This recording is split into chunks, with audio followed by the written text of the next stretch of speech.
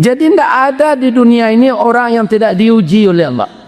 Karena dunia ini memang untuk melalui ujian. Kalau mengalih cindu hanya uji di Allah hari hujan deh. Walai cindu jo es hari hujan panjang deh. Iya kan? Kalau padi awak sudah ditanam nyuci di Allah hari panen deh. Akhirnya tidak jadi panen.